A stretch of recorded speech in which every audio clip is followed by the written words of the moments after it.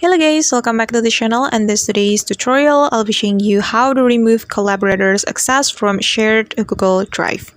Alright guys, first of all, open your Google Drive application on your phone. Then you are going to select the shared Google Drive folder or the Google Drive file that you want to remove the collaborators. And for example, I'm going to remove collaborators from this shared folder. So we can tap on this three dots button. Then we're going to select the manage access setting right here. Then just wait guys. Okay, and as you can see guys that I'm the owner of this folder, and this is the collaborator.